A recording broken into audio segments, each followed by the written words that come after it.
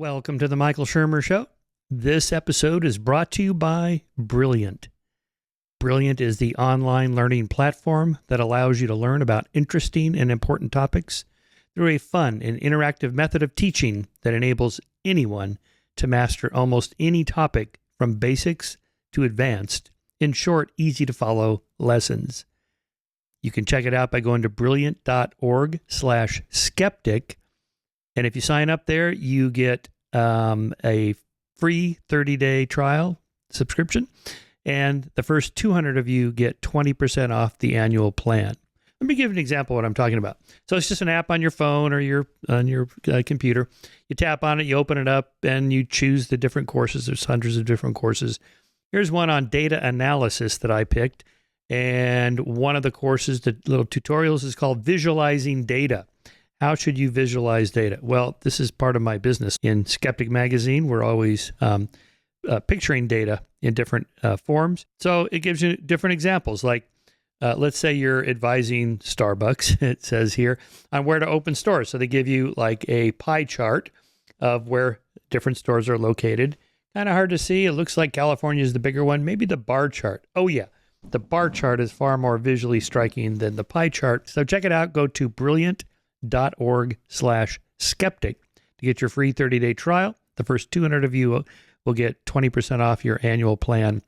So if you support the podcast and our work here at Skeptic, go to brilliant.org/skeptic and check out this really super cool learning tool. All right.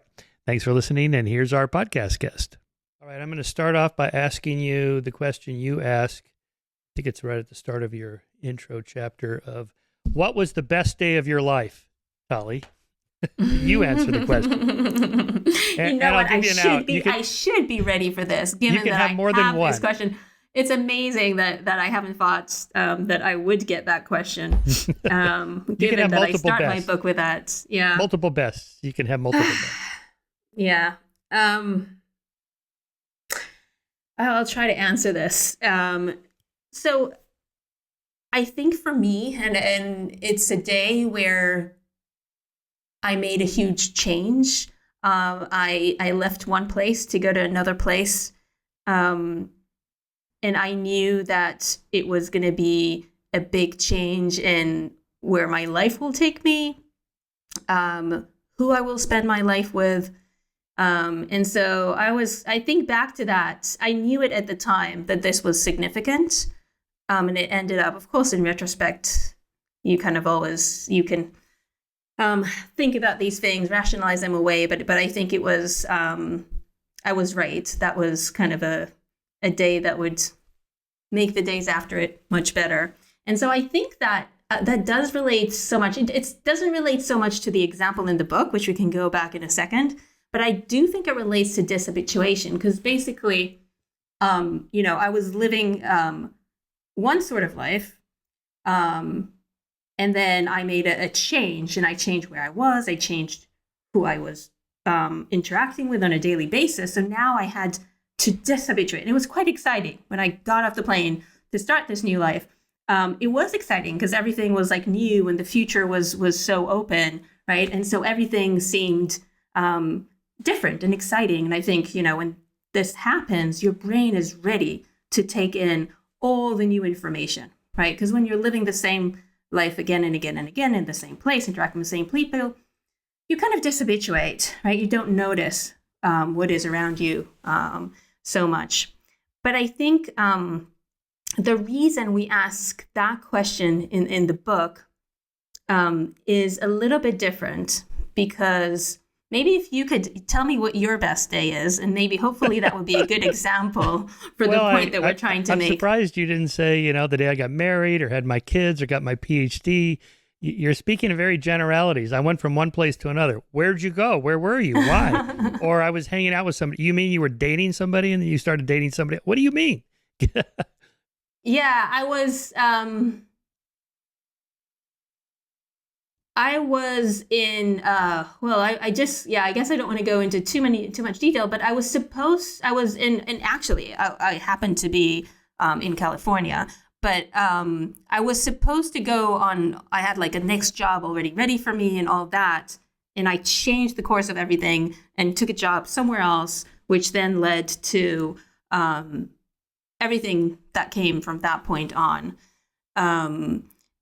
But I don't think like the details in this case are very important. I think it's more the principle of just like these huge changes. And I wonder if other people have the same experience when they kind of think back to these huge changes that they made, right? They kind of like moved from one country to another country, like something, and it doesn't have to be a physical, geographical movement. It could be leaving one job and then deciding to go to another job, or leaving a relationship and going to another relationship. When they look back on that specific day, A, can you remember that day? And B, does that kind of seem like a good day, right? Like an exciting change or not? But I think let's go back to why we have that question in the book. And now I'll be prepared for people to ask me this question in interviews better. The reason we have it is because most people do answer the way that you just did, right? It would be like, my wedding day, or it would be like the day of the birth of my child, although I doubt that a female will answer in that kind of way. So I definitely don't want to do that again. Or it could be something a little bit more, it was a day that I was on the beach in Thailand, and reading a book. So it could be something like that. But the point is that if you think about that day, think about it doesn't have to be the best day. Think about a great day, right? And if you were to have the exact same day again and again and again, you wake up in the morning, you eat the same thing for breakfast, you talk to the same people, you do the same activities, and it's all wonderful, right? Imagine, let's go back to the beach example. You're on the beach, you're having cocktails, you're reading a wonderful book, you're next to someone you love, and then the next day you do the same, and the next day you do the same, right? Monday, Tuesday, Wednesday, Thursday, Friday, it's all the same. Well, what would happen pretty fast is that your best day of your life will kind of become a bit boring and mundane, right? It won't no longer induce the joy and the excitement. And that's kind of, I think, the way that we think about habituation in life to the good things in life, because we all have good things in our life, whether it is a good relationship or a good job or a comfortable home. But those things tend to not induce as much joy on a daily basis as it should, because they are just there all the time, constantly, right? So after a while, we just don't notice them as much. We don't have as much of an emotional reaction to them. We don't see them. And that's where that question comes from.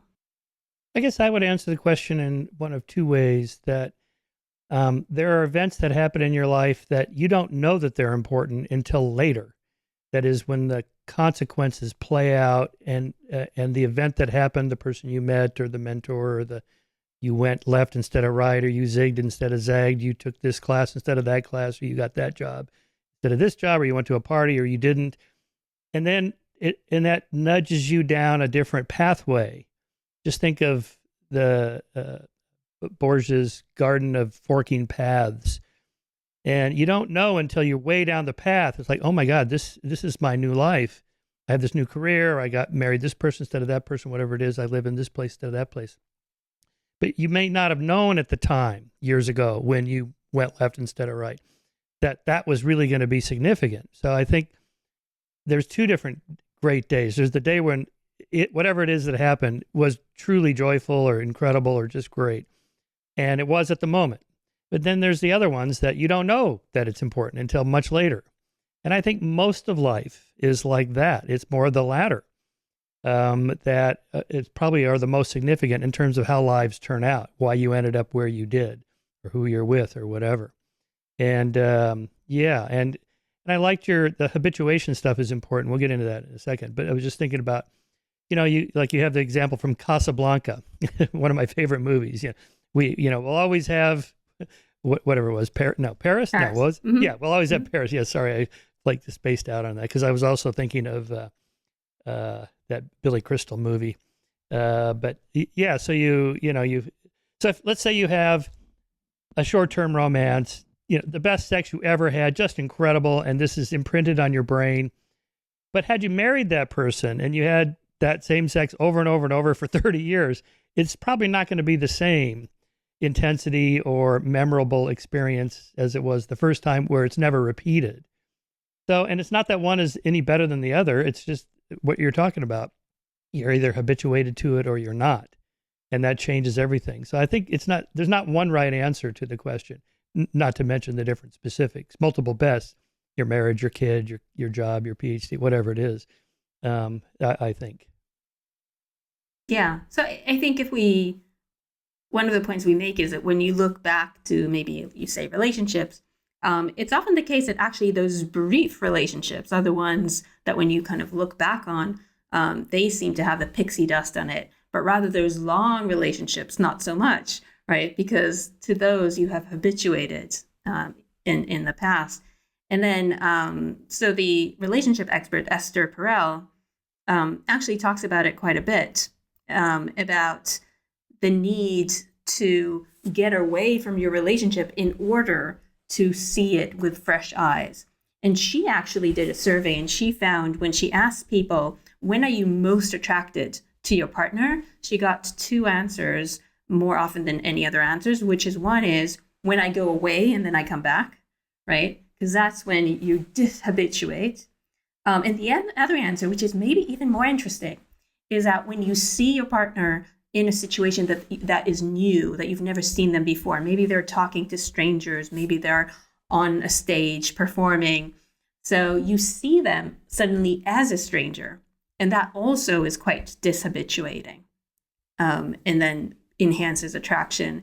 And I think there's data to support this, and the data, I think, is not that surprising. There's one study that shows that people are most sexually attracted to their partners after they've been away for a while. So it's not only these surveys. There's actually data on a large, so I don't know how many people she's talked to, but in studies that looking at almost 300 individuals, they definitely find that to be true. So would this be something like go out on a date with your spouse or partner, somebody you've been with for a long time, go somewhere new? Maybe this is why you go to Santa Barbara every summer. Yeah, no, I think it is. I think the reason that I like to be in these different locations is dishabituation. And not necessarily to the people in my life. I've never thought about that. I don't think so much so, but more just to my surroundings. So if you change your location, the information that goes into your brain automatically changes, right? The scenes, the sounds, the smells are all different. And what studies suggest is that does 2 things that are very helpful. One is it actually enhances your creative thought. So there's studies showing that if you change your environment, and it doesn't have to be this huge change like moving from Massachusetts to California, but it could be even small changes in your surroundings. Like I work in my office and then I go work in a coffee shop. I go out for a walk and then I come back. So even these small changes, studies have shown that it enhances creativity.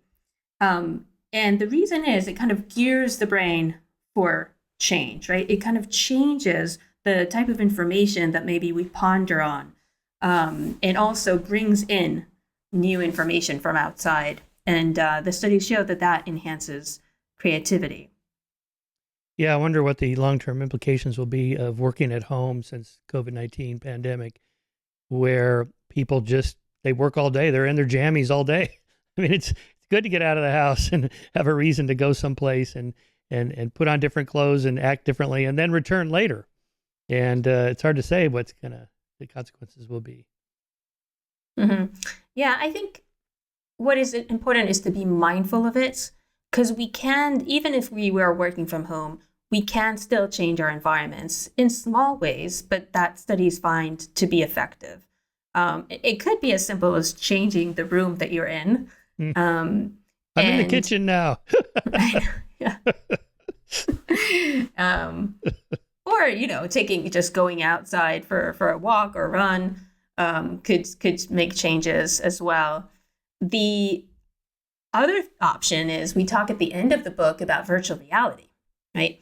So virtual reality, you could put the device on, and now you're in a totally different place, right? And you don't have to actually leave where you are. And I think that is an interesting way to dishabituate as well. I don't know necessarily that there's studies yet to show whether that will enhance creativity as well. But I think perhaps that is one place where people, could not move where they are, but still change the environment that the brain believes that you're in. Because the virtual reality is extremely, it kind of hijacks your brain to believe that you're in a different place. It's amazing when you actually try it on. Like, I didn't believe it until I tried it, but it totally makes you believe that you are, for example, up high in the sky, in a skyscraper, walking on a plank, and you suddenly feel like scared for your life. And you know that you're in the office, but your brain actually does this weird thing where it believes that you are up in the sky and that you should be very careful and scared for your life. I actually did that at some conference where they had the virtual reality headset on, and people were lined up to try it. And it was exactly what you said. You're on like the Empire State Building, looking down, walking out on a plank. And they actually had a 2x4, or maybe it was a 2x8 or something. Anyway, it was like 2 inches thick and wide, so you could easily walk on it. And it was maybe 6 feet long. And you had to walk out on the plank. And it's like, and I'm just watching this going, oh, come on. I mean, it's just 2 inches above the ground. You could just put your toe over there to feel the ground is right there. And then I thought that this is ridiculous. And then I put it on, and I could not get out to the end of this thing, even though I'm just go, come on, Shermer, the carpet is right there, and it didn't matter. It's incredible. Yeah, it's an incredible example of how your brain can be tricked, right? Yeah. I mean, you think there's something inside of you that could, it's really this kind of difference between what we think is rational thought, right? Rationally, I know that I'm in my office, I'm walking on the floor, and yet my brain believes something else. It's a really kind of visceral example. I think it's a great example for people to experience how your brain can be tricked, even when consciously you seem to know what the truth is. I guess that's why these optical illusions are always so interesting for what they tell us about how the brain works. Like the dress, is it gold and white or is it blue and black? I guess it was originally blue. It's really blue and black, right? But half people saw it as gold and white or something like that. Why does that happen, and or any of the optical illusions you want to talk about? What does that tell us about how brains produce models and those determine what the reality seems to be? Yeah, and in fact, we start in our introduction, we use an optical illusion of habituation. You might be able to, you have the paper inside. Well, you don't your have publicist the hard sent copy. me the thing where you stare at this. Yeah, this a little bit hard to see here, but maybe we can put it as a link somewhere. Yeah, I'll put it in the show notes. But let me kind of tell you what it is. Yeah. It is basically lots of colors: blue, green, white, and you focus at the fixation point in the middle, and don't move your eyes for about 30 seconds. And what happens is that these colors suddenly become gray. And if you focus for enough time, in fact, the whole thing becomes white. That's very difficult. If you it just happened for me. It happens. That's amazing. Yeah, it's amazing. And so why does this happen, this specific illusion happen? The reason it happens is because if you don't move your eyes, the input into your brain doesn't change, right? You're getting these colors in the same location and nothing changes. And so when your brain gets the same input that is constant and doesn't change, it stops responding. That is habituation.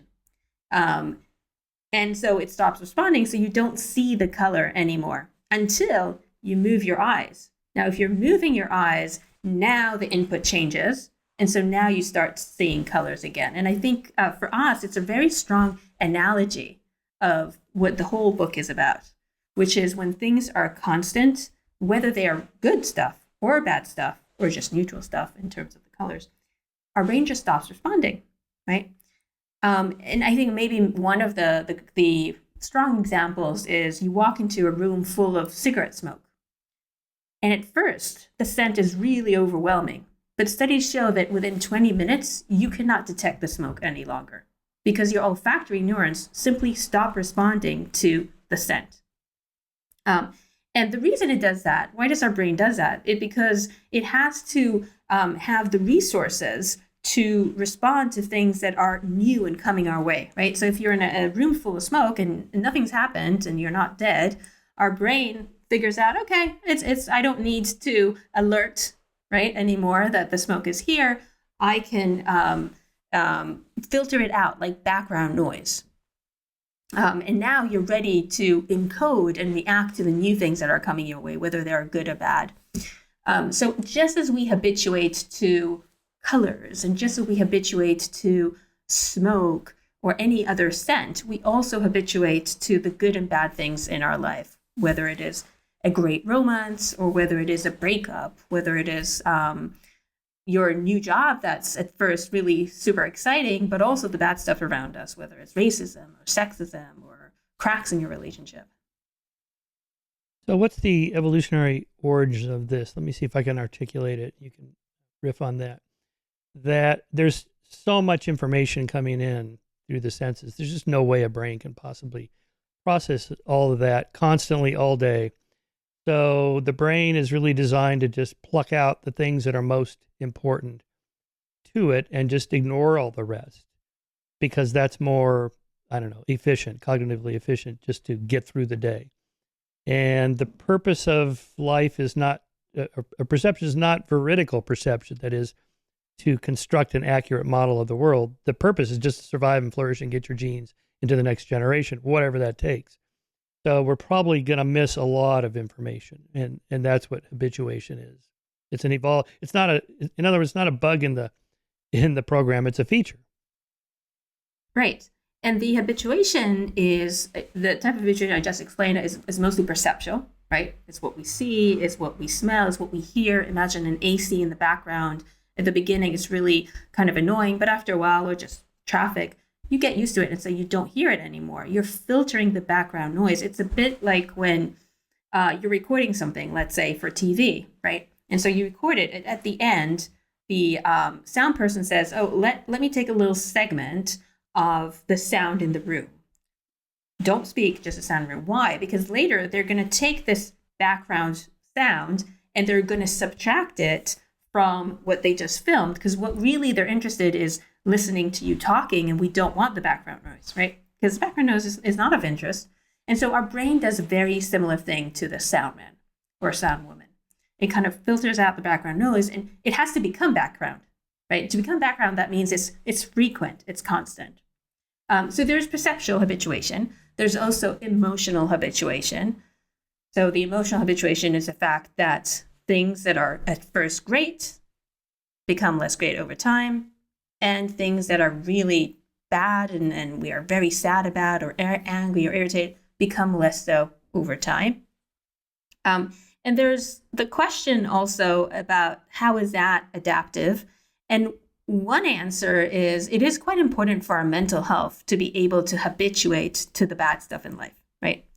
And it's been shown that people with depression, for example, they tend to habituate slower to negative situations.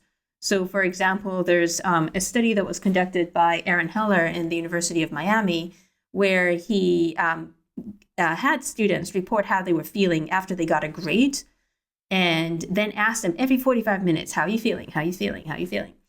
And so what he found is that when first people got a bad grade, everyone was feeling bad, right?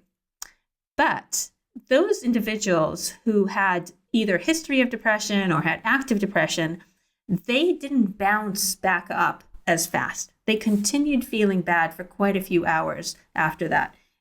In comparison, those healthy individuals who did not have any history of depression, at the first, they felt bad, but they were able to bounce back much faster, right? And that's important for our mental health. We can't dwell on the negative things and have the same strong reaction, whether it's anger or sadness, because then we wouldn't be able to go on with life, to function, to react to other things that are happening.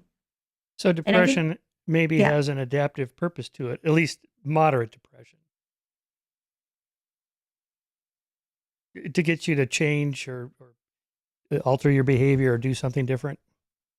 So people with depression habituated slower. So they kept ruminating on the negative. Oh, okay. Yeah, sorry, that wasn't clear. So the people with depression are the ones who they took them slower to bounce back. It took them many hours. But those individuals, healthy individuals with no symptoms of depression, they're the ones who were able to bounce back quicker, right? Get over this bad grade and do their stuff. Go to Interesting. like Yeah. So that would practice. support your optimism bias. It's good to be a little overly optimistic because failure is pretty normal. So you can get past that. But on the other hand, isn't there an argument that depression maybe evolved as an adaptation to getting you to do something different? But maybe I'm mixing that up with anxiety or something like that. Um, so I think depression, as it characterizes a mental illness, I don't think it is adaptive. But what often is the case is that some symptoms, when they are on a certain kind of like scale, could be adaptive. For example, it's good that we feel bad when something bad happens because that's a teaching signal, right? I got a bad grade, I feel bad. That causes me to think, okay, what would I do next time in order to not get that bad grade, right? What could I change? I need to put more hours studying, whatever. So it's good that we have negative feelings. But depression means that we are unable to, I mean, one of the things that it means is that you're unable to bounce back. It totally causes you to, be paralyzed. You don't get out of bed because you think there's no point in it. You are unable to stop thinking about this bad grade and ruminate to do what you need to do. Perhaps it is to study for the next exam. So I don't think depression as a condition is something that is adaptive, but it's kind of like an extreme case of those things that are adaptive for us. Yeah, I think I must be thinking of some evolutionary medicine research on looking for adaptive purposes to depression. Not extreme depression where you can't even get out of bed, but I mean just feeling Mm-hmm. sad, whatever the right Mm-hmm. term is, that leads you to think, well, maybe I should get out of this job or this relationship because I don't feel good being here. Something like that. Yeah, no, the emotions are definitely adaptive, right? I mean, every emotion, whether it's sadness, anger, disgust, it's always adaptive. The feel when you see something and you're disgust, that's usually a good thing because it causes you, for example, not to eat that thing that looks really disgusting, right? So our emotions have survival value, um, but they can also go away, as in the case of depression, where we Yeah. can't get over that negative feeling and move forward. Yeah, I think of them as a kind of a proxy for behavior that no organism can do all the calculations of like calorie input. You just feel hungry, so you eat, and you just have a desire for certain foods or whatever, or you're attracted to somebody. But as I like to say from the evolutionary psych research, no one gets their calipers out to measure the waist to hip ratio or the symmetrical face structures or anything like that. You just are attracted to somebody or not or whatever. That those kind of emotions, jealousy, anger, disgust, they're proxies to drive the organism to do something, to behave. So I think it's wrong to think of them as something different than rationality. There's rationality, reason, and emotions like they're two different things. I don't think so. I think they're just integrated in a way. I absolutely agree with you. Um, First of all, emotions are actually quite sophisticated signals, right? We have an emotion like, let's say, fear. It happens so fast. And basically, what it is, it's a reaction to something that we see based on our past experience. And all these calculations or these computations happen in our brains so fast, right? Maybe you see like someone looking angry, and so you feel fearful. And how do you know? How do you know that expression means anger, and that they are angry means that you are in trouble, right? So we think about these emotions as you say, it's something like, oh, we don't need emotions, but in fact, we need them a lot because they drive our behavior usually in ways that are good for our survivals. But B, they're actually extremely sophisticated signals, which we are unconscious about where they're coming from, but they are not this kind of thing where we could say like, oh, that's kind of like the stupid part of the brain. Absolutely not. And as you say, they are not. There's no division between emotion and rationality. Now, it's true that some of the regions deep in our brain are more involved in these kind of responses, while some regions up in our brain are more involved in careful planning and logic and so on. But all these regions, they're interacting with each other. They're conveying information to each other, right? The parts deep in our brain, which are signaling fear, excitement, or whatever, those signals go to up. Well, they're going all over the brain. In fact, emotion usually is kind of a signal that really reaches almost every part of our brain, but definitely our frontal lobes. And then our frontal lobes then go back with its own information back to our emotions, right, to regulate those. So it is a conversation, and it's not two separate parts. And it is not the case that bias and heuristics usually or mostly come from below, from our emotions, right? We could be very biased because of what you would call slow thinking up in our frontal lobe. Yeah, fast and slow. Type 1, type 2, system 1, system 2, yeah. So when Which I think is not. So my point is that it's not, I don't think it's type 1. I don't think it's slow and fast. Right. I mean, to some extent. I mean, it's a bit much to say that. But it's not the case that biases are always fast. Biases can be very slow and vice versa. Oh, interesting. Okay, so just a simple example. I'm running down the single track trail, and I come around the bend, and there's a bear or rattlesnake in the trail or whatever, and I leap, and then 3-4 seconds later, my heart rate is pounding, and all of a sudden I feel fear. Was it just the bodily reaction, and then the emotion of fear comes in afterwards? Or how does that work? Yeah, that's like $1 million question. Yeah, I know. That's why I asked. we can talk. There's theories of emotion, and different people have different theories, and there's definitely not a consensus on this about what comes first and what is an emotion.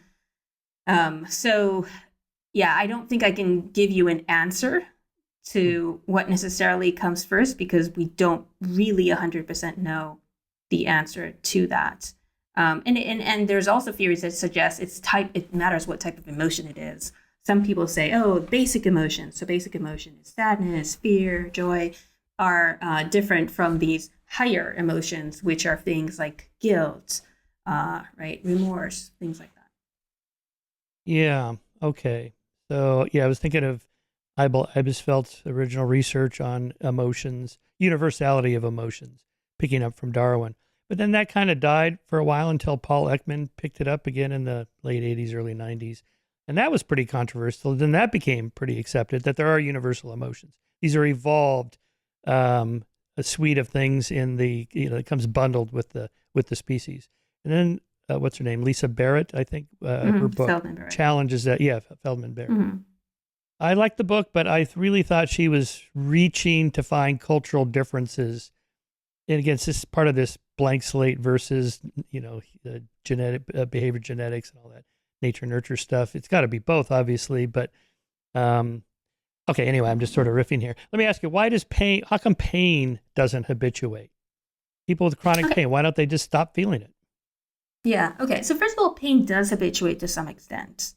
And I think we all have that experience, that something can be very painful and we get used to it. We don't feel it as much. But interestingly, it is perhaps the one sensation that habituates the slowest. And I think because pain is a really strong evolutionary signal that maybe there's something physically wrong that we should take care of. Right. And so. But why does it have to hurt so much? Why can't it just be like a red light? Because otherwise you just sit and have your beer, right? And it won't do anything. It's a pain that tells you have to get up, go to the hospital, see the doctor. Yeah. Right. All right, let's move out from the neural, biological, evolutionary to the more cultural. So here I'm reading your chapter, Resilience, a crucial ingredient for a healthy mind. All right, join us in a mental exercise. Below is a list of events. Your task is to imagine these events happening to you. Some of them are delightful, some are devastating, some are mildly unpleasant. You may have experienced a few of these events before, while others are waiting in your future. Lucky you. Here we go. You fall in love with the emperor or empress of a great nation. You get married in a lavish wedding, after which you join the royal household. 2, you get divorced. not from your royal partner, but from your current spouse or the one in your future. 3, your boss is unhappy with your performance and lets you go. 4, deadly pandemic takes over the globe. Oh, there's an interesting example. You find yourself under lockdown, trapped in your home. You don't know how long the situation will last or what might happen next. And 5, you take an exam and receive a grade that is significantly lower than you expected. For each of the above events, estimate how you would feel if it happened to you. Extremely bad, somewhat bad, quite good. How long do you think the event would affect your emotions, you emotionally? An hour, a day, 3 months, 10 years? Okay. What's the data show on that? That's actual research, right? Yeah. So I think we talked a little bit about the grades already. Let's take the pandemic example, because there's quite a lot of research on that. And in fact, we've done a survey ourselves. So a couple of weeks after the pandemic started, we did a survey to see how people were doing, right? What was their mood, how happy they were, and all sort of symptoms related to mental health. And as you'd expect, people were quite stressed, right? If you remember yourself, 2 weeks into the pandemic. And then we came back 2 months later. And what was surprising to us was that people bounced back almost to baseline levels within 2 months of the pandemic. Now, the exact time of bouncing back can change according to what article you read or what experiment you're looking at. But in most cases, it is way faster than what you'd expect. And I think a lot of us have that experience. I mean, we think back, now it seems so far away, right? We've habituated to a completely different life now. So it's even hard to think about it, which is testimony for habituation in and of itself. But, it's amazing how we started very different existence, very different routines. From going to the office every day, we worked at home, all the family were together, kids would learn from the computer, and it was very tough. But within weeks, we just gotten used to our new reality, most of us, right? And that's what the data show, that yes, it was lots of stress at the beginning, but it went up drastically. So, the stress went down, so happiness and well-being went up drastically. But that is a bird's eye view. And from like a worm's eye view, what was interesting is that not all parts of the population habituated and adapted as well as fast. And one important feature was whether people had a mental health history. And people with mental health problems, history of mental health problems, they tended to habituate slower and adapt much slower.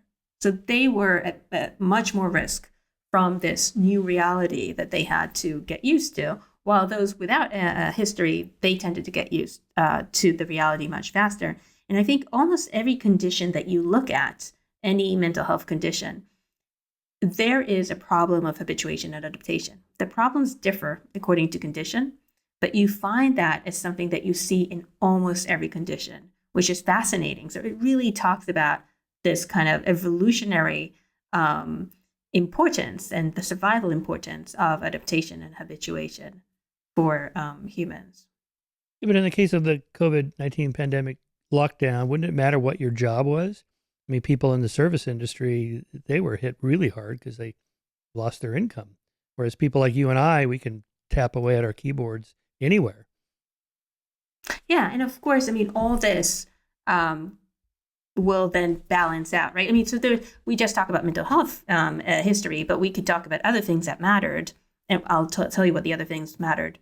But the important thing to kind of understand here is, even if your income is related to something you can't do, the pandemic meant that you can't actually do your job, then of course you will feel worse than people who can. But it's still the case that within that small population of individuals who lost their job, those with mental health problem history would react worse, right? So the idea is that it doesn't matter what part of the population you look at, it is mostly the case that those with a history of mental health will adapt slower and habituate slower than those with no mental health history problems. Now, on top of that, there's many other things that were risk factors. So, for example, females were not doing as well as males because they were mostly taking care of the children on average more than males, right? Age mattered. So, interestingly, elderly individuals were actually doing better than people in their 20s and teenagers, right? Which makes sense because, in your 20s, your life is outside your home. Elderly individuals more inside the home. So of course, there's all of these things that matter. Income was an important factor. Those with more income were affected less. Again, not very surprising. But I think the number one factor that we find to matter the most was actually a surprising one. It wasn't income. It wasn't age. It wasn't what you're doing. It was your sense of control. Those individuals that had a sense that they have control over their life, even in this situation where control was taken away from us, because we are told you can't leave your home, you can't get on a plane, right? You can't see whoever you want. Those individuals who had a sense of control, they were the ones that were doing the best. And this is after controlling for all the other factors, controlling for income, controlling for your age, right? So the way that we usually do analysis is we take all these factors and we try to predict, for example, your stress level, your happiness. But we put all these factors in one big model so they are controlling for each other, right? So if we say history of mental health problems matter, then that means controlling for income, controlling for what your job is, and so on. Yeah, but you're talking about two different things, I think. The state of mind, regardless of what you do, I feel in control of my life, damn it. So whatever the feds tell me or the CDC or Anthony Fauci, I don't care. But in my case, I am in control of my life. I really can do pretty much anything I want, regardless of what the government tells me. But if I worked in the service industry and they said, you can't go to the restaurant because we've closed them all down. Well, actually, it doesn't really matter what my state of mind is. I don't have control. I can pretend. It's kind of delusional, maybe. I don't know. Did you see those two different things? Yeah. So the sense of control is not dissociated from the reality of your control. Right. It could be. There could be dissociations at some point. The reason I say sense of control is that that's what we asked, because that's the only information that I know, right? It's hard for me to assess your objective control. Although I could probably think about, how I could try to assess that. But obviously the easy way for us is to ask people how much control they believe they have. And that is absolutely correlated with the actual objective control that you have. Yeah. This is not to say that the two things are dissociated. Yeah. Yeah. I mean, I try to be sensitive when I'm ranting about cancel culture, oh, fuck them. Just push back and say whatever you want. Well, easy for me to say because I'm self-employed. If I worked at a company or I was just an assistant professor hoping to get tenure, I'd probably just keep my mouth shut. And because I don't really have that much control, something like that, I think. Or on the atheism front, just tell everybody you're an atheist. Yeah, that's easy for you living in Southern California. It's a pretty liberal environment here, but grew up in the Yeah. So you know what? We actually have this theory, which is that what people believe is very much related to the outcome of those beliefs. So you're saying, and I'll explain what I mean in a second, but what you're saying is whether you say you're an atheist will harm you less than someone, for example, living in Texas and wants to get a job, right? And that's true. But what our theory is that it also will change what you believe, because we suggest that what you believe is related to the outcomes of those beliefs. So if I am more likely to get rewards from a certain belief, regardless of whether it's true or not, I am more likely to believe it on average.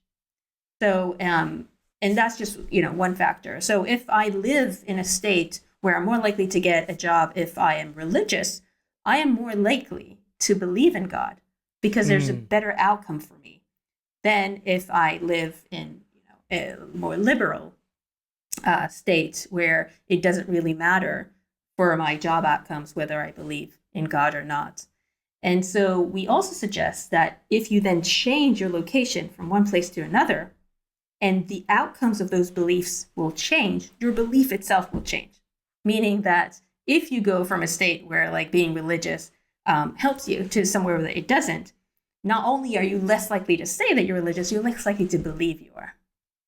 That's super interesting. Would this be related to social proof? If everyone around you says it's okay not to believe and you kind of didn't anyway, then that kind of releases you to follow your own, integrity or pathway. Yeah. So you absolutely also learn from other individuals. But the kind of the important point here is, what are the social outcomes of that belief? And of course, I could say something that is not what I really believe, but we think you actually change your actual belief, right? Or hold an actual belief because of the outcomes. And we think that's more important than the accuracy of those beliefs. Right. I actually think most religious beliefs are like that. And I think mostly what your theory addresses is things that are not ultimately knowable. Maybe climate change or vaccines or whatever are not in that category, but religious claims. Like, was Jesus really resurrected from the dead or not? How would I know? How would anybody know? All we have are these, second, third hand stories from thousands of years ago. I don't know, but, it's what my tribe believes, and I get a lot of value out of that. It makes me feel good. Everybody is, there's a nice, tight social safety net there in my religion. And so this is what I call mythic truths. It's mythically true. You might call it a pragmatic truth. Sometimes it's called fideism, where it's okay to believe in God and free will and things like that, because they're really important. No one will ever know for sure. It can't be tested or proven. And therefore, it's in that realm of what you said. If it benefits me, why not believe it? What's the harm? Yeah, and in fact, the way that we define belief is that it has to have some uncertainty to it, because you would never say, "I believe my name is Michael," right? Yeah, sure. There has to be some uncertainty to the statement in order to even use the word belief. But you see, I would not say I believe in the theory of evolution, or I believe in the germ theory of disease, or I believe in the Big Bang. I just accept the science as it is. Whereas I would say, I believe in a certain amount of tax rate or immigration or whatever. That's my belief. And there's no right answer, right? It's just... Okay, But that you mean... but that's like a support and a preference. But that's fine. There's still uncertainty, even if there's no right answer. So saying, I believe that raising taxes will do social good, there's uncertainty about that, because perhaps there isn't a ground truth, globally or something of that sort. Yeah, I mean, I just think some beliefs can be resolved one way or the other. We're going to run another experiment and decide what's the right answer, maybe 100 more experiments, and we'll get there. But there's other things where there's no amount of data that's ever going to resolve it. It's just not resolvable. Mm-hmm. Yeah, so in all these cases, there's uncertainty. But in one case, you can find the ground truth, and the other, you would never. Yeah, right. Right. All right, let's talk about your example from the Twilight Zone episode where the criminal Henry dies and goes to heaven, where he gets everything he wants and decides that, that heaven is not what I wanted after all. So what's going on there? And particularly with implications for the actual idea of going to heaven or utopia. I think it's a little bit like the question that we started off, which is the best day of your life, right? So you go to heaven and it's amazing. And then you get everything you want. But after a while, it just becomes boring, right? And that is, in that particular episode, turns out that he is actually in hell, right? Having everything you want is in fact hell. It's not heaven. And that's kind of like the twist in the whole episode. But our point is that anything, even heaven with everything that you can offer, can be perceived as hell if there is no change, if everything is constant. And there's really nothing to learn, right? There's nothing for him to learn in that environment, because he just gets everything that he wants and he doesn't need to do anything.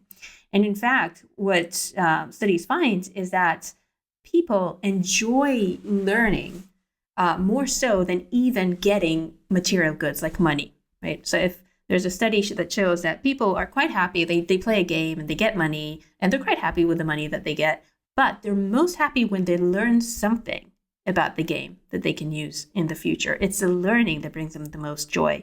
And there's also studies where people's the brains are scanned while they were doing this, and there's a strong response in the reward system when you learn. And if you think about it, learning always means change, right? By definition. And by definition, you can't habituate to change. You can habituate to all these other things that he finds in heaven, right? In this episode, he has like fast cars or whatever he has, right? lots of women. So you can habituate to these things, but you can't habituate to learning because learning is change and you cannot habituate to change. And if we kind of think about it as how it relates to our own life, is that often we can feel we are in a situation where we're not changing, right? We're just stuck in a plateau. And in fact, a lot of times that's how people feel in midlife, right? I mean, there's the well-known dip in midlife where happiness is quite high, right? In teenagers and kids, and it goes down, down, down, down, reaches rock bottom in your midlife, and then in fact starts going up, which we can talk about why that happens. But I think if you think about midlife, that's when things are not really changing that much, right? It's more of the same, same. Yeah, you could be at the top of your game, right? Professionally, but there's not as much learning. There's not as much change, both personally and professionally. And in fact, that's when, there's suicide really peaks, especially in male during the midlife, which is like the well-known midlife crisis. Right. Yeah. So you're midlife, you got 10 more years before your kids go off to college. You got 15, 20 more years in your career before you can retire. So it's just that same daily grind over and over and over. Yeah. And, surprisingly, when you retire and when you kind of get a little bit older, happiness goes back up. And we speculate that one of the reasons is that things are changing, right? Then you have to start adapting again. Maybe they're not changing for the better, but they're changing, and you have to learn and you have to try new things, right? Your kids are leaving, so that's a change to routine. You're retiring, so you have to do something else. And this is perhaps somewhat counterintuitive, but it actually induces joy. But I think it's something that we could do even if we're in the midlife, right? We can decide, I'm going to take a course in something that is completely different from my field. I can, talk to people that I don't usually talk. So you can actually induce this variation and change in your life. I wouldn't say artificially. I don't think that's quite the right word. Why is the midlife crisis always a guy that has to have a mistress and a red sports car? Why does it have to be a red sports car? But it's not. It's not. That's right. I mean, the point is this is what we think about, mostly because of Hollywood, I think. We need a new film about the female midlife crisis. And is there a difference, by the way, in research on midlife crisis between men and women? Goodness, I'm sure there's some differences, but the shape of the slope is very similar. Okay. And the bottom part of the slope happens approximately at the same age. Interestingly, that part, the lowest of the low, when it happens, differs a little bit in different cultures, right? So it's actually around like your mid-40s in the US, but then it's a bit later in Italy. So in different cultures, you can find that it happens slightly in different times. And, there's probably some cultural, maybe even political reasons for this. Yeah. Well, the whole heaven thing reminds me of Utopias, the same problem. Once come the revolution, everybody's going to get everything they want. Are you sure you know what that is? And then we'll just be sad, right? We get everything that we want. It's like the Soviet era joke about the guy who says, come the revolution, everybody gets strawberries and cream. And one little guy in there says, but I don't like strawberries and cream. Come the revolution, you will like strawberries and cream. We're all going to like the same stuff, right?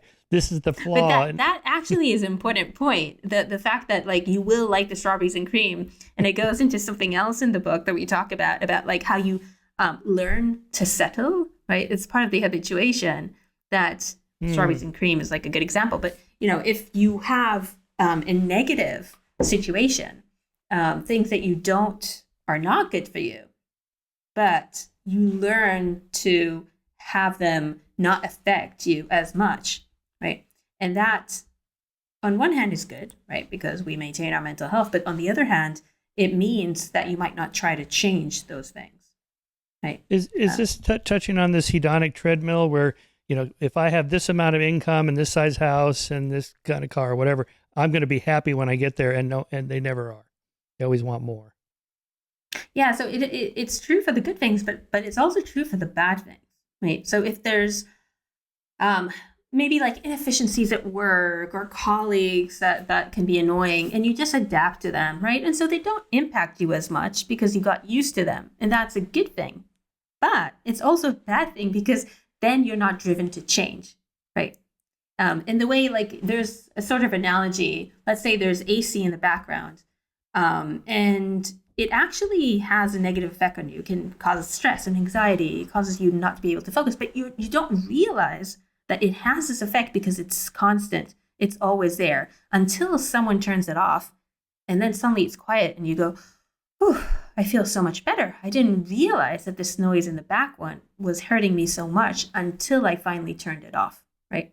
And so I think there's a lot of things like that in our life. And we give the example of social media, where you might suspect that social media has a negative impact on you, but because it's always there, it's always constant, you don't really know to what extent, right? You can't quantify how much of a negative effect it has on you until you turn it off for a while. And then you can really observe the consequences of not having it there, just like you have to kind of shut down the noise. Yeah, and then I was thinking about individual differences and how people habituate more or less. Just in terms of like happiness research, the behavior geneticists tell us that, half the variance is accountable by genes. These are twins raised in separate environments and so on. And that, like with Dan Gilbert's research, some people are just bubbly and happy all the time, and it doesn't matter how many assaults they have in their life. And other people are just grumpy and unhappy, no matter how good things seem to be. On this variation or spectrum, there must be something like that with habituation. Some people do it more or less. Absolutely. Yeah, no, there's a scale, and there's two interesting differences of what that means to dishabituate, to habituate slowly or fast. One interesting finding is that those individuals who habituate slower tend to be more creative. So there's a study where they looked at people who were creative. They wrote a book, they have a patent, they had a work of art in a gallery, and they found that those individuals tend to dishabituate slowly. So they tested how fast you habituate by just having a sound, a repeated sound, and then measuring your physiological reaction to that sound, right? And so what could potentially be the mechanism for this? So one potential explanation is that if you are the kind of person who dishabituates slowly, that means that there's the noises and images and bits of information around you stay in your mind for longer. And that can cause distraction, right? But also it means that they kind of collide. These pieces of information in your head would collide in unusual and interesting ways, because I'm kind of taking in this information. I'm not dishabituating to the mundane. And sometimes these bits will come together in an unusual way and create a new idea, right? Because often new ideas come from very distant fields, right? You solve technological problems by taking inspiration from biology. So that's one factor about what does it mean, these individual differences in habituation. And the other is what we touched on, that in fact, people who habituate slower are also more likely to have mental health problems. So on one hand, those people who are dishabituate slower are more creative. On the other hand, they're also more prone to mental health problems. And one person who conducted research on this suggests that it could be other things, like perhaps IQ, that could determine whether it's more will cause you more to be more creative, and or it will then lead to more mental health problems. Oh, interesting. That's the old, creative genius who's the mad genius. Maybe there's a fine line between creativity and madness. I don't know. That was popular for a while, and then I think people were skeptical of that. Mm-hmm. Yeah, I think what she finds is that Carson, I think her name is Carson, she finds that yes, people who dishabituate slower are more likely to be creative and also more likely to have mental health problems, but it's not the same people. Oh. Do you see what I mean? Okay. You can go either way. Yeah. All right, let's talk about moral progress and habituation. Here's the section called Women in Chains from your chapter on breaking the chains of low expectations. Relevant for today, but this is the 1970s. In 1974, it was perfectly legal as a matter of federal law to deny a woman a credit card based on her gender. Before 1968, it was legal to deny a woman housing because she was a woman. Before 1964, it was legal to deny a woman a job based on her sex. In many states, it was legal to exclude women from juries. Women did not have equal rights. They found it difficult to attain higher education and secure interesting jobs, and when they did, they were not paid as much as men. Women were doing most of the household chores and childcare, as they still do.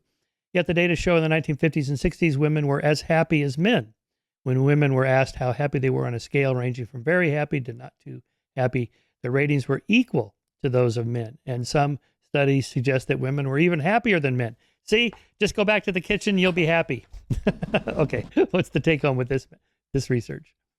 So there's this paradox, which is that in the 50s and 60s, surveys shows that women were happier than men.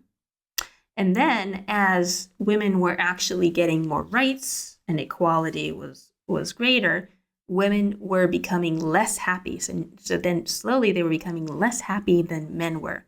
And similarly, there are studies showing that right now, in countries where gender inequality is greater, women are actually relatively happier than in countries where equality is greater rather than inequality.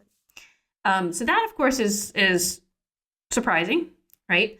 And this is our interpretation of the findings, which is if you don't expect equality and you don't expect to be able to get these, high-level jobs and income and own your own property and so on, you don't necessarily have what we call negative prediction errors, which is when the reality is worse than you expected, right? So you're not expecting all these things, and so there is no surprise in not getting those jobs and not becoming a pilot or a CEO and so on, and that therefore doesn't have a negative impact on your mood. However, when women were starting to get, legal rights, and they were told, yes, you can legally, you can do anything. Legally, you can be a president, you can be a CEO, and more than that, you should have equal rights to your partner if your partner is a man. They had all these expectations, but the reality is different because we have legal rights, but we don't actually have equality in practice, right? So there is a lot of disappointment and what we call negative prediction errors. The outcomes are worse than what we expected, and that leads to less happiness and worse mood. So it's about these expectations. As things become better, if our expectations are kind of like going faster than the reality, then that can have a negative impact on one's mood, right? Mm. But the good news is that the trend is starting to correct itself. So it seems that now the negative gap between women's happiness and men's happiness is starting to become smaller and smaller. So what's happening now is that reality is starting to catch up with expectations. We're not there yet, but we still have these high expectations, but reality is starting to catch up. And so there's a positive impact on women's well-being. Catch up in terms of these measures of happiness? Yes. On self-reported happiness, self-reported self-confidence.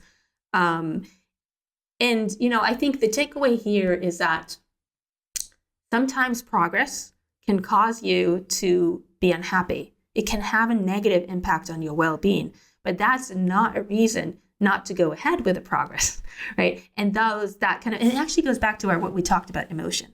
These negative feelings are telling us the reality is not good as it should be. It's not good as we expected. We need to work harder, right? We need to take more actions.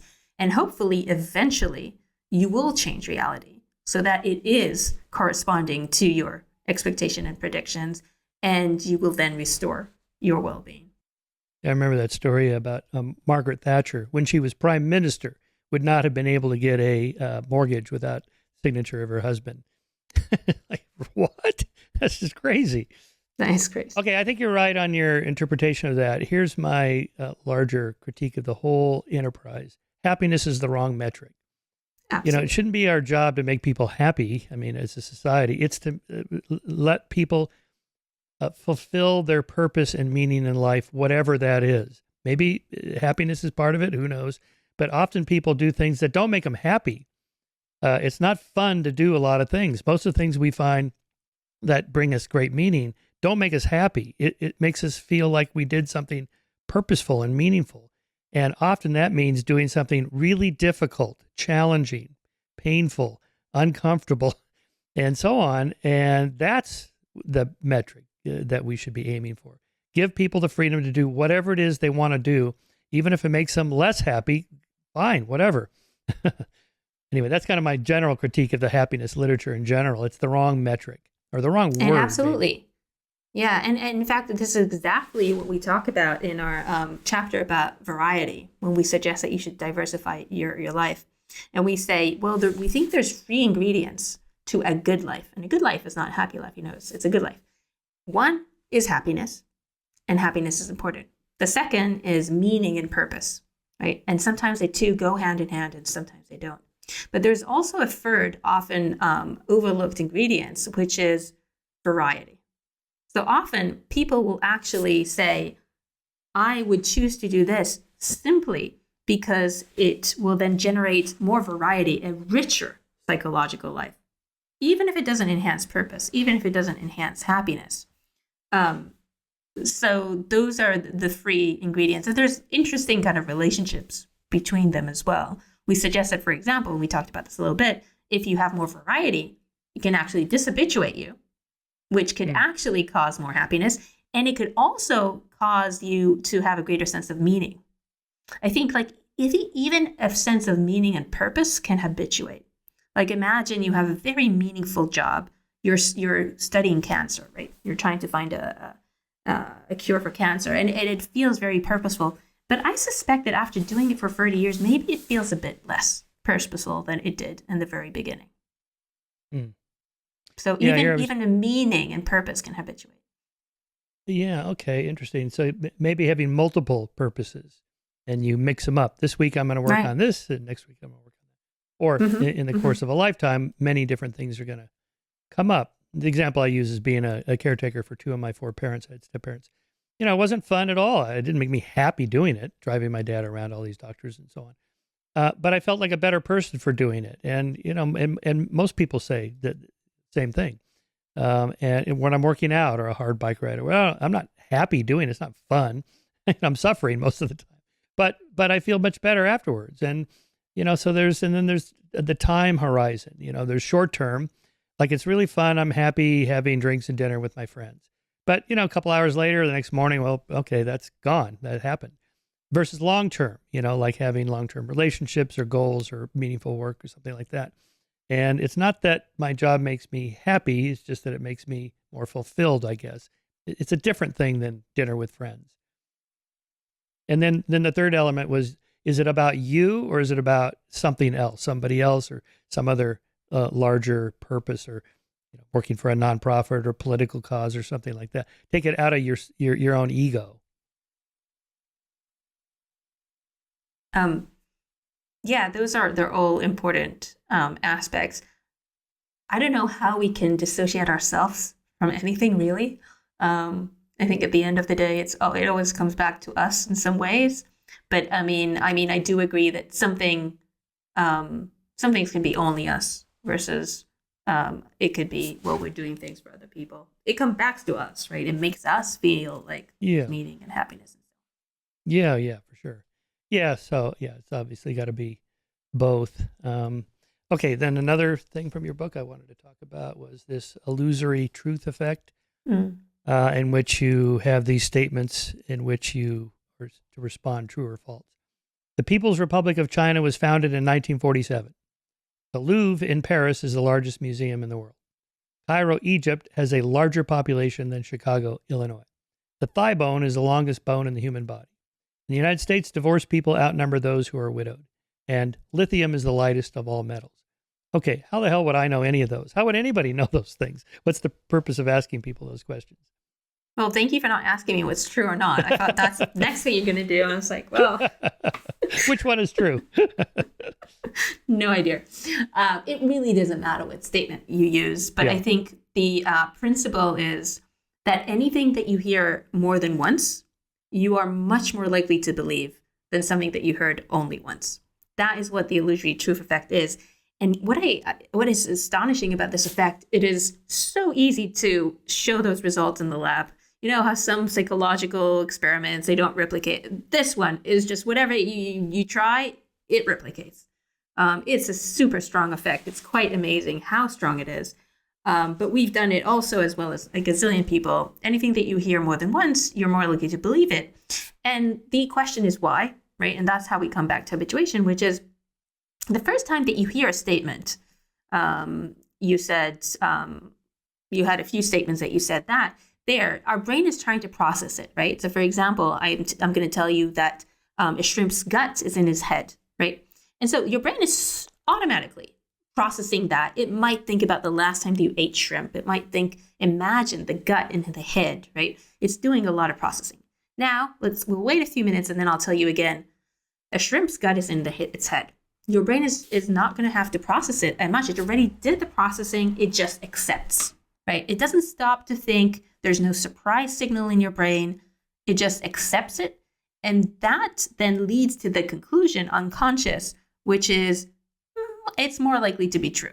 Now, it doesn't mean that anything that I tell you more than once, you're going to believe. It's just that you're more likely to believe things that I tell you more than once than things that don't. And what we find is that then leads you to share information more. So we had subjects in an experiment where we either had them hear things once or twice. And if they heard something twice, they were more likely to share it in us or say that they will share it on social media. And when we asked them what's true or not, they also believed things that they heard twice. And we could statistically show that the reason that they want to share these things online is because they believe it's true. And the reason they believe it's true is simply because they heard them twice. Mm-hmm. And of course, on social media, this happens all the time. Like we see things more than once because people are sharing, people are liking, they're retweeting, right? And so the likelihood that we will see a piece of information multiple times, even when that piece of information is absolutely false, is super high. And that just has an effect on what we believe, right? Just because we're human. You know, I want to ask you about the default to truth along these things. To what extent are we naturally inclined to just believe what people tell us? Or like Victor Hugo, Mercier, I'm spacing on his name. Les Miserables, no? No, not the cognitive psychologist, Hugo Mercier. Yeah. He argues in his book, Not Born Yesterday, that we're not that gullible. He sides more with Gert Gingerenzer on this than Tversky and Kahneman, that we're not that irrational. It's very much context bound. And examples I use, like, did you see the Tinder Swindler documentary series on? Yeah.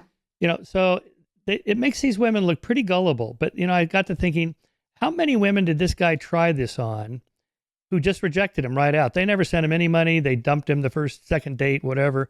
And we don't hear about them. No one makes movies about them. And, or the Scientology, how many people take the little personality test? They never give money. How many people went to went to Jim Jones's church and they never went to South America and so on. This is the problem. We don't have data on the number of failures of these attempts to swindle people. Okay, I think you're right. But I also think that if we look at our own life, we all have such stories to tell. I hope I'm not the only one because I put a story like that in the book and we can go over that. But I think but I think it's not because we're gullible. Because it makes sense to have a truth bias because most things that people tell us are true, right? Yeah. So it makes perfect sense for our brain to be like, mostly it's true. There has to be some reason for us not to believe it. There has to be some signal. And even if there is a signal, you still kind of try to rationalize it because how many times would people, lie to you? So it's not so much, I don't know if the word gullible is the right thing. But I tell this story in the book and I think maybe you could think about it. Oh, it sounds like I'm gullible and maybe I was, but this was a long time ago. I was a student and I was renting out my apartment because I went out on to a conference for 10 days or so, so that was a good source of money at the time. And I got back to I rented out to this individual and I got back and I tried to get into the apartment and the key wouldn't fit. I couldn't open the door to my own apartment. And I heard noise inside the apartment. And then suddenly this woman opens with a glass of white wine in her hand. And she speaks to me in this very strong Italian accent. Well, it transpires that this Italian couple rented my own apartment from this individual who I subletted it for only 10 days, but he told them that he's renting it for 6 months, and he asked them for a whole month rent in advance and security and so on. So they moved in, a week ago. Within 2 days, someone else tries to open the door, and it turns out that this person rented it out to this other person for 6 months as well, right? The Spanish guy. Then everyone goes a bit crazy and goes to the police. But there's nothing they could do. And they didn't really know when the lawful owner will come back.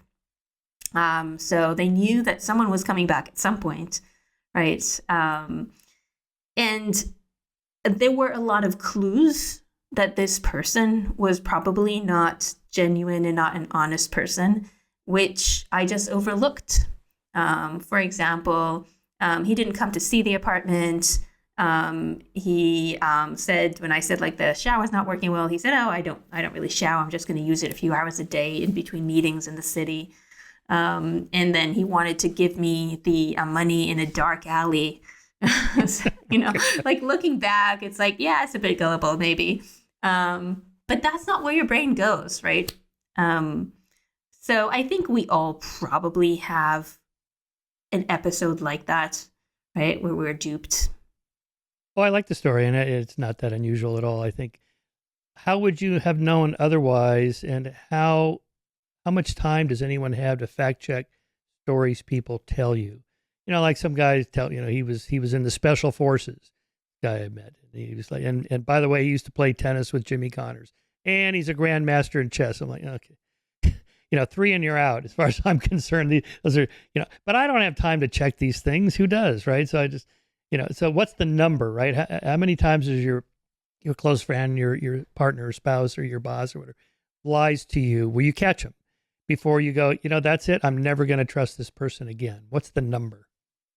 Well, I think the important thing is, what is the potential consequences? So if I rent my apartment to someone, I should have done a better job, right, at checking up on that person. If you're about to, you're thinking about the Tinder swindler, give someone 100,000 or I don't know how much money, then probably it's a good idea to check up. Although, I mean, that incident is a bit different because, they were infatuated by this person. They thought they were in love, and that obviously you can't then go and check up, right? But I think the consequence, if someone just tells you stories, I mean, they tell me stories and I was like, well, I'm not sure if I believe this, but who cares? It could be right, it could be wrong, no impact on me, right? But if I'm like, so for example, I think that when I used to hire a nanny for my kids, now then I would be especially suspicious, right? If I'm going to give someone my children to look after, then I better do my homework really well. Due diligence, I guess that's the difference between those kind of stories and, say, the Elizabeth Holmes scam or whatever you want to call it, where the people that did investing lowered their guard about due diligence on her actual technology and where the money was being spent and so on. And that's the difference, say, between her and why she, is considered criminal and what she did versus just the typical Wall Street or Silicon Valley exaggeration of your fake it till you make it pitches, that kind of thing. The people that gave the money really are ultimately responsible for why they didn't do that. I mean, that's just an incredible story about how much she got away with. Not clear why, maybe because she was an attractive woman or had the whole Steve Jobs thing going, and people thought, well, I don't want to, this could be the next Steve Jobs. I don't want to miss out on the next Apple computers. And they lowered their guard a little bit, something like that. Yeah, it's a good question. Why? But maybe, maybe it's a case that it was that time. It's not about this specific incident, but maybe at that time, people were just, at the back of their minds, they're not thinking that someone is trying to scam me or lie to me, right? It was more about the kind of enthusiasm about all this new technology coming about. And it really took an incident like this a really publicized one for now people to be a little bit more careful and cautious. Yeah, in the case of the Tinder swindler, he actually, he had that picture on his Tinder page of him with a private jet. But but these women who went on a date with him, they were on a private jet. They went to this 5-star resort on an island or whatever. Wouldn't that count as proof? Like, well, here it is. He's on his plane. You're absolutely, yeah. And look, we just, I mean, that's kind of my point. Looking back, we can almost always find clues, but it's not possible for us to always know what the truth is. And that goes back to kind of misinformation online. Let's forget about, lovers who take $100,000 away from us, but just fake news and misinformation online. It is impossible for a user to always know. It's just impossible to know what's true and false because often the two look the same, right? What bothers me is that a lot of interventions to try to reduce misinformation and the sharing of misinformation puts a responsibility on the user. It says, oh, let's educate the user to distinguish between the two, right? Instead of putting the responsibility on the platform with like negative incentives of putting negative news online. It is often just really difficult, if not impossible, to know, if someone is lying to us. Yeah. All right. Last big question and issue is, how do you get Germans to become Nazis? One of my favorite subjects here. How do you get people to commit genocide anywhere? Assuming most people are reasonably good, they don't really want to murder other people. What does it take to get them to do that? That's a kind of habituation to evil. Yeah. So, I think it's obviously a huge question, very complex. We just highlight one factor. And this one factor just talks about how it is often the case when these kind of horrors take place that they start slowly. They start with small things, right? If we think about the Nazi regime, it didn't start with putting people in gas chambers, right? It started with burning books, right? That was written by Jewish people. It started with taking away some of their freedom, started by inequality. Right? It's small, little, gradual steps. And everyone gets used to that because it's so gradual. You hardly notice it, right? And so those steps can become bigger and bigger and bigger and bigger. And the people who habituate is everyone. It is the victims, which habituate to some degree. And it is the people who are actually doing the terrible things, but it also is the bystanders. And in most of these cases, if you would start with the end, if the end was the thing to come first, then there would be a lot of reaction. But it's often not that, right? It's this kind of gradual hill. And everything can just become normal if you just see it around you slowly and you see it all the time. Yeah, game theory is called an escalation game. Just 15 volts at a time. And at each step, you hope the experiment's going to end soon. But it's just one more little step. I want to finish. I want to, be a good person, whatever, do the, follow the commands, whatnot. Yeah, in the case of the Nazi regime, also, though, they suppressed speech, ended the press, and opened concentration camps, hundreds and hundreds of them.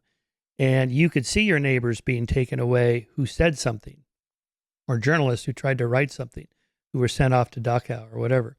And there you get an even stronger effect, not just habituation, but you have to stay silent or else your life is over. And, by the time, the exterminationist program began in the early 40s, it's too late. No one could do anything. And, then you get that runaway effect. I was like to talk about Christopher Browning's book, Ordinary Men. This is a book about this battalion of guys in their early to mid 30s, who joined the Einsatzgruppen and commandos who went behind the Wehrmacht in Eastern Europe and Ukraine to kill all the Jews in every town that the army had conquered. And for the most part, they could have not participated. The boss, the commander told them, we're going to kill these 1,500 Jewish men, women, and children tomorrow. You don't have to do it if you don't want to. but we're all going to go. But anybody can, and most of them did not choose to not participate. They went along with it. Some of them got shit-faced every night. They just, it was disturbing. But we have letters from some of them to their wives and families back home in which they said, well, this is pretty brutal, but, I'm advancing my career. And, you do get used to it after a while. I was thinking about that with your habituation thesis, that, that the killing, you get used to it. Now, not everybody did. I mean, Himmler actually went to one of these and vomited when he saw the, brains just splattered all over the place and bodies in the pits. And that's when they started the program to shift toward gassing Jews. But by the time the gas chambers were implemented, there was already like 1.52 million dead Jews already. So you don't have to have that kind of killing apparatus. You can do it. It's harder to do it and get people to do it, but they did habituate, most of them. And I find that just astonishing. It really tells us that we do have better angels, but we do have inner demons. And you can tweak the dials to get people to do, not everybody, but get a lot of people to go along with that. Yeah. Any action is basically the result of what are the incentives, right? What are the potential rewards and what are the potential punishments? And if you see the rewards, and if the punishment, part of the punishment is just my emotional reaction, is how do I feel about this, right? If that is reduced, then I'm more likely to take the action. And I'm sure, we don't have experience with this, and I'm sure a lot of the listeners don't have experience with this, but people who do see these kind of horrors every day, to some extent, maybe even like doctors could, like, to some extent, right, habituate to death and to mutation and things like that. I think you can, on average, probably habituate to some degree. Doesn't mean that you don't feel bad at all and you don't have reaction at all, but to some degree, even to very, very, very horrific things. Another one of the weird incentives was a lot of the guys said, I didn't want to let the other guys down.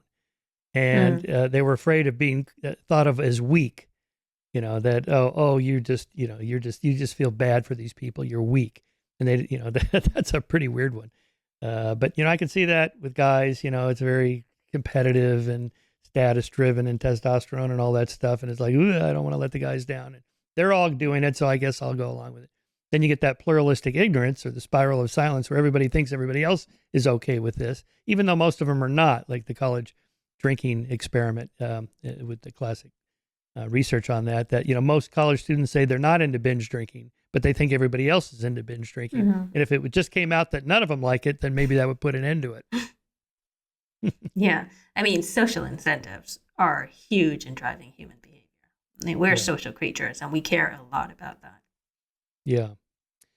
Yeah, okay. That's a good place to end, Tully. It's a great book, really interesting stuff. Big subjects. I think ultimately your final chapters on the kind of social implications for what kind of change we want to bring about a better society, and how these things affect that is really important. What's your next research writing project? Oh, goodness. I'm so this one is not out. I can't even think. My lab does a lot of, there's a lot of different research in my lab. And so different students do different things. We have some interesting new research about how AI changes human decision-making and human cognition. And this kind of feedback loop about how human data changes AI, but then AI then amplifies this. And then when you interact with AI, that can change you. And how are you worried about AI and the large learning programs and all that stuff people are talking about now? So I worry about it a little bit, but this is unusual for me, which is I'm not as worried as most.